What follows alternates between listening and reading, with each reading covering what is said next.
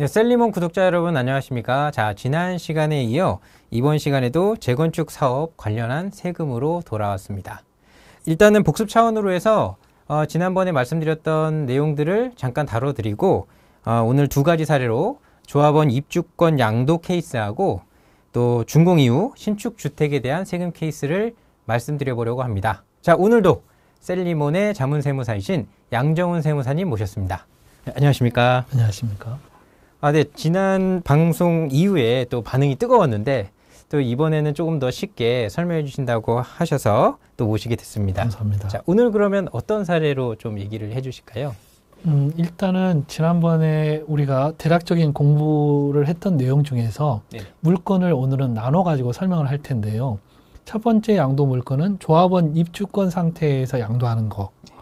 그리고 두 번째 물건은 준공이 다 돼서 이제 신축주택이 된 이후에 양도하는 물건. 이렇게 나눠가지고 양도속세를 계산할 때 어떻게 양도차익을 계산하는지, 그리고 장기보유 특별공제에 관련된 부분, 세율과 관련된 부분, 이런 부분들에 대해서 이야기 나눠보도록 하겠습니다. 혹시 기억하실지 모르겠는데 조합원 입주권으로 전환되는 시점이 언제인지 기억하시겠습니까? 관리처분인가일이라고 하시지 않았나요? 맞습니다. 관리처분인가일이 지나면 종전주택이 이제 권리로 바뀌는 거거든요. 그 권리를 우리가 다른 표현으로 조합원 입주권이다 이렇게 불렀던 거고요. 여기서 이제 관리처분 계획 인가일 시점에 설령 멸실이 되지 않은 상태라 하더라도 그거에 관계없이 국세는 조합원 입주권으로 본다. 즉 권리로 변환이 됐다라는 것을 꼭 기억하셔야 된다고 말씀드렸습니다. 예. 그리고 관리처분 인가일이 지나면 종전주택에 대한 권리가액과 새롭게 신축된 주택에 대한 분양가액이 결정이 되기 때문에 그 차액을 비교해 가지고 종전 부동산 가격이 더 많다 그러면은 청산금을 수령하고, 종전 주택 가격의 가치가 분양가보다 낮다 그러면은 조합원들이 분담금을 부담해야 된다. 이렇게 말씀을 드렸습니다. 그리고 관리처분 인가일 시점을 기준으로 전 부분에서 발생한 양도 차익과 후 부분에서 발생한 양도 차익을 꼭 나눠야 된다라고 말씀을 드렸는데 그 이유는 뭐냐면 장기보유 특별공제 때문에 그렇습니다. 원래 장기보유 특별공제라는 것은 부동산을 보유하고 있음으로 인해서 받을 수 있는 혜택인데 관리처분 인가일이 지나면서 권리로 변했기 때문에 더 이상 부동산이 아닌 거거든요. 그래서 장기보유 특별공제는 관리처분 인가일 이후에 발생한 양도차익에 대해서는 장기보유 특별공제 혜택을 받을 수 없다. 이게 굉장히 중요한 포인트입니다. 그러다 보니까 관리처분 계획 인가일 전의 양도차익이냐 후의 양도차익이냐를 구분하는 작업이 꼭 필요하다. 이렇게 말씀을 드렸습니다. 사실 이 부분은 굉장히 어려운 내용인데요. 그렇죠. 일단 용어도 어렵고요. 그렇죠. 그래서 조금 이번에 쉽게 설명해 보겠습니다. 이렇게 생각하시면 좋을 것 같아요. 종전부동산을 갖고 있는 상태에서 관리처분 인가일이 지났습니다. 그러면 관리처분 인가일 시점에 권리가액으로 조합에 이거를 팔았다라고 한번 생각하면 어떨까요? 그렇죠. 그럼 예를 들면 관리처분 인가일 시점에 권리가액이 10억이다. 그러면 15억에 이거를 팔았다라고 생각하자는 거죠. 그럼 최초 종전 부동산은 그럼 얼마에 취득했느냐? 10억에 취득했다라고 가정하면 관리처분 인가일 시점에 그 전에 발생한 양도차익은 15억에서 10억을 차감한 5억만큼이 양도차익이 발생했다. 이렇게 보시면 됩니다. 이 내용을 조금 더 쉽게 설명해 보겠습니다. 종전부동산은 10억에 취득했다고 한번 가정을 해보고요. 그 다음에 관리처분 인가일 시점에 종전부동산에 대한 권리가액은 15억이라고 한번 가정해 보겠습니다. 그리고 실제 양도금액은 예를 들면 20억이다. 이렇게 한번 가정해 보겠습니다. 그러면 머릿속에 세 가지 숫자를 잘 기억하시기 바랍니다. 10억에 샀고 관리처분 인가 시점에는 15억이 됐고, 그 다음에 조합원 입주권으로 바뀐 시점에 조합원 입주권은 프리미엄을 더해서 20억에 양도한 거죠. 그러면 요거를 어떻게 관리처분 인가일 시점 전에 발생한 양도차익과 관리처분 인가일 이후에 발생한 양도차익을 구분하느냐. 쉽게 이야기하자면 관리처분 인가일 시점에 권리가액으로 먼저 양도했다라고 가정하고 관리처분 인가일 시점에 권리가액으로 이걸 다시 샀다. 이렇게 생각하시면 이해하기가 훨씬 쉽습니다. 그날 기점으로 팔고 다시 샀다. 그렇죠. 네네. 그러면 권리가액에 팔았다는 뜻은 그 가격이 양도가액이 되는 것이고 그렇죠. 취득가액을 차감하게 되면 그만큼의 양도 차익이 발생하는 거죠. 네네. 15억에서 취득가액 10억을 차감하면 5억만큼이 관리처분 인가 전에 발생한 양도 차익이다. 네. 이렇게 보시면 됩니다. 네네. 그 다음에 나중에 프리미엄을 붙여서 이제 우리가 조합원 입주권을 20억에 양도를 했잖아요. 네. 그런데 그럼 취득가액은 얼마냐? 권리가액으로 다시 샀다라고 우리 가정을 해보는 거죠. 네네. 그러면 양도가액이 20억이고 취득가액은 15억이니까 마찬가지 관리처분 인가를 이후에 발생한 양도차익도 5억이 되는 네. 거죠. 똑같은 금액 5억, 5억인데 왜 꼭 구분을 해야 되느냐? 그건 아까 말씀드렸듯이 앞에 먼저 발생한 5억에 대해서는 장기보유 특별공제를 우리가 받아야 되는 것이고요. 그렇죠. 관리처분 인가를 이후에 발생한 양도차익 5억에 대해서는 장기보유 특별공제 혜택을 못 받기 때문에 그렇습니다. 네네네. 조금 정리가 되셨습니까? 네, 정리가 이제 아주 명확하게 됐습니다. 그럼 이제 실제 한번 숫자를 한번 보도록 하죠. 네. 2024년 5월 1일 날 조합원 입주권을 20억에 양도한다고 한번 가정해 보겠습니다. 네. 그러면 요 조합원 입주권의 히스토리를 이렇게 한번 따라가 봐야 되겠죠. 네네. 최초에 취득을 언제 했냐면 2017년도에 취득을 했습니다. 네네. 얼마에 주고 샀느냐? 5억에 주고 샀어요. 네, 5억 주고 샀네요. 네. 네. 그리고 5억 주고 살 때 취득세나 뭐 중개사 수수료 뭐 이런 비용들이 한 500만 원 들어갔다고 한번 가정해 보겠습니다. 네네. 그리고 2020년도에 그 관리처분 인가 시점에 종전 부동산 가치가 얼마로 평가가 됐느냐? 7억으로 평가를 됐습니다. 네네.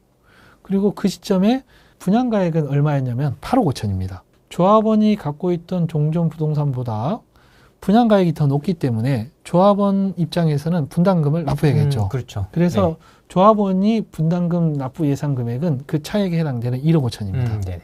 관리처분 인가일 이후에 조합원 입주권을 매매하는 과정에서 중개사 수수료 또는 양도소득세 신고 수수료 등을 합쳐서 1,000만 원 정도가 필요 경비가 발생했다. 네. 이렇게 가정해 보겠습니다. 네네. 그럼 이렇게 됐을 때 이제 세금을 어떻게 계산하느냐? 여기에서 핵심은 관리처분 인가일 전 시점의 양도차익과 관리처분 인가일 이후의 양도차익을 구분하는 작업이 중요하다고 그랬죠. 그렇죠. 그리고 장기보유 특별공제 혜택에 대한 이야기를 해봐야 하기 때문에 관리처분 인가일 전 보유 기간 그리고 관리처분 인가일 전에 만약 거주 요건이 필요한 주택이었다면 최소 2년 거주 요건에 대한 부분도 살펴봐야 됩니다. 네네. 문제를 좀 간단하게 하기 위해서 일단은 관리처분 인가 전에 2년은 거주했다고 한번 네. 가정해 보겠습니다. 여기 보시면 합계는 20억입니다. 이 20억은 양도 당시에 이제 가액을 의미합니다. 네. 그런데 여기 보시면 양도 가액이 관리처분 인가일 전에는 7억이고 관리처분 인가일 이후에는 20억이니까 얼핏 봐서는 27억처럼 보이는데 요거는 이해를 돕기 위해서 제가 구분한 건데요. 어떻게 이해하시면 되냐면은 관리처분 계획 인가일 시점에 권리가액으로 그거를 판다라고 한번 가정해보자. 이렇게 설명을 드린 적이 있죠. 네. 그래서 이 앞에 있는 7억은 관리처분 인가일 시점에 7억에 양도한 걸로 계산해 보는 거죠. 7억으로 팔았다. 그렇죠. 네네. 권리가액으로 판 걸로 가정했기 때문에 7억에 판 것이고요. 그 다음에 산 가격은 최초 종전부동산 취득가액에 해당되는 5억입니다. 네네. 그리고 취득 당시 필요경비로 우리가 500만 원 우리가 책정했기 때문에 그러면 7억에서 취득가액 5억, 그 다음에 필요경비 500만 원을 차감하면 양도차액이 1억 9,500만 원이 네. 발생합니다. 그렇죠. 네. 그런데 요거를 우리가 1세대 1주택 비과세 혜택을 갖춘 주택이었다고 가정해 보는 거예요. 네. 1세대 1주택 비과세 대상에 해당이 되면은 양도차익을 비과세 대상 양도차익과 과세 대상 양도차익으로 이렇게 나눠야 됩니다. 네네. 1세대 1주택자 비과세 혜택을 갖춘 주택을 양도할 때 양도가액이 12억까지는 우리가 비과세 혜택을 그렇죠. 받는다 이렇게 얘기하잖아요. 네네네. 그러면 12억에 해당되는 비율만큼을 비과세 양도차익으로 계산했다 이렇게 보시면 되겠습니다. 네네. 그래서 그 비과세 대상에 해당되는 부분이 1억 1,700만 원 정도가 나옵니다. 네네. 그러면 실제 과세가 되는 부분은 1억 9,500만 원에서 1억 1,700만 원을 차감한 7,800만 원이 되는 거죠. 네. 네. 그리고 이게 1세대 1주택 비과세 혜택을 받는 주택이었다고 우리가 가정을 했기 때문에 관리처분 인가일 전에는 장기보유 특별공제 혜택을 우리가 받을 수 있다고 말씀드렸죠. 네. 그리고 2년을 거주했기 때문에 소위 말하는 장기보유 특별공제 표 2를 적용하게 됩니다. 네. 표 2라는 건 뭐냐면은 거주기간 1년에 4%, 그 다음에 보유기간 1년에 4%씩 이렇게 증가하게끔 되어 있거든요. 그래서 3년 보유하고 2년 거주했으니까 3년 보유 12%, 그 다음에 2년 거주 8%, 합하면 20%가 되는 거죠. 네네. 그래서 장기보유 특공제 금액은 1,560만 원이 됩니다. 네. 이렇게 해서 계산된 양도소득 금액은 6,240만 원이 되는 거죠. 그러면 이제 오른쪽 화면을 잠깐 보시면 그러면 관리처분 인가일 이후의 양도 차익은 그럼 어떻게 계산이 될 것이냐. 실제 양도가액은 우리가 조합원 입주권 양도가액입니다. 그게 20억이죠. 네. 그리고 취득가액을 계산할 때 우리가 관리처분 인가일 시점에 권리가액으로 샀다. 이렇게 가정한다고 했잖아요. 네네. 그 권리가액은 7억입니다. 그러면 여기 플러스 1억 5천은 뭐냐. 우리가 관리처분 계획 인가일 시점에 권리가액과 분양가액을 비교했는데 분양가액이 8억 5천으로 1억 5천만 만큼 더 높았죠. 네. 네네. 그러다 보니까 조합원 입장에서는 분담금을 내야 되는 상황이죠. 그렇죠. 그래서 이 부분은 조합원이 분담금을 납부한 금액으로 가정한 거죠. 네네. 그 금액이 얼마냐면 1억 5천이죠. 네.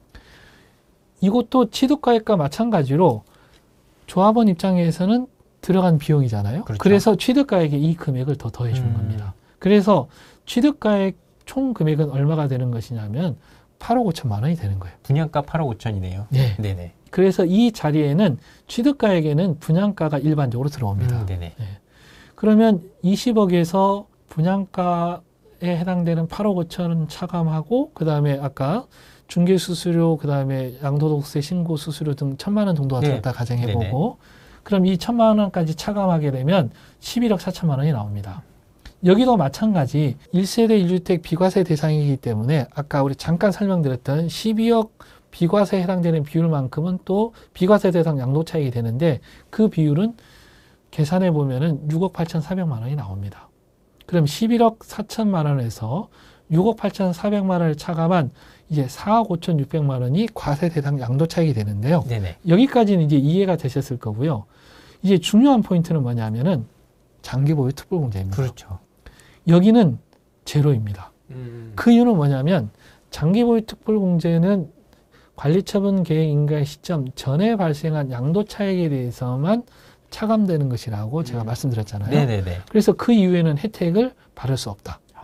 그래서 이것 때문에 관리처분 인가일 기준으로 전과 후의 양도차익을 구분해야 되는 거죠. 아, 그럼 이거 관리처분 계획 인가일 이후에 양도차익이 많이 발생하신 분은 이 세제 혜택 거의 못 받으시는 거네요. 생각보다 세부담이 굉장히 큽니다. 아이고, 네. 그래서 관리처분 계획 인가일 이후에 일반적으로 시세차익이 올라가는 경우가 많잖아요. 네네. 그래서 시세차익도 많이 나가지고 이제 양도해야지라고 생각을 했는데 장기보유 특공제 혜택이 빼지다 보니까 세부담이 너무 커져가지고 이거를 양도할 때 이제 주저하시는 분들도 좀 계십니다. 아, 그러면 이제 관리처분 계획 인가일 이후에 실제로 재건축 주택을 양도하시게 되면 이 앞에 거랑 뒤에 거 다 합쳐서 세금을 내야 되는 건가요? 그렇겠죠. 네.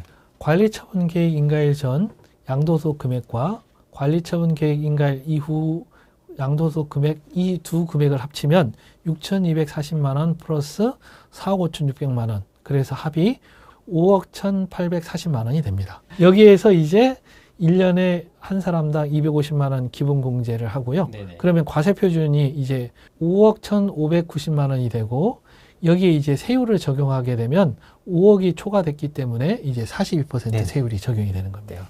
그렇게 계산된 금액은 산출세액에 보시면 1억 8,073만 8천 원이죠. 네네. 금액이 꽤 나오죠. 네, 많이 나오네요. 예. 만약 장기보유 특공제를 받았다면은 아마 금액이 좀 줄어들었을 텐데 네. 생각보다 이 세금 부담이 크다고 느껴지기 때문에 일반적으로 이 순간에 고민하시는 분들이 좀 계십니다. 그렇네요. 아우, 그래도 이게 재건축 돼갖고 가격 오르는 게 더 기분 좋으니까. 그런데 이제 뒤에 우리가 사례를 볼 텐데요. 좀 더 기다려서 만약 신축이 됐을 때는 그럼 어떻게 되느냐. 네네. 그러면 그 신축한 이후에 장기보유 특별공제에 대한 부분이 고려가 된다면 또 세금 부분이 또 달라질 수 있거든요. 아, 네. 그래서 뒤에 신축주택에 대한 부분은 다시 따로 별도로 언급하도록 하겠습니다. 네. 자, 그래서 이번 시간에는 조합원 입주권 양도할 때 나오는 세금에 대한 사례를 좀 살펴봤는데요. 어떻게 좀 도움이 되셨는지 모르겠습니다. 그 다음 시간에는 지금 방금 양정훈 세무사님께서 얘기해 주신 것처럼 이제 준공 이후에 또 장기보유 특별공제를 또 받으면 또 세금이 더 줄어든다고 하니까요. 이 케이스도 한번 살펴보는 시간을 갖도록 하겠습니다. 오늘 또 설명해 주셔서 너무 감사드리고요. 또 다음 시간에 다른 케이스로 한 번 더 다시 모시도록 하겠습니다. 네, 감사합니다.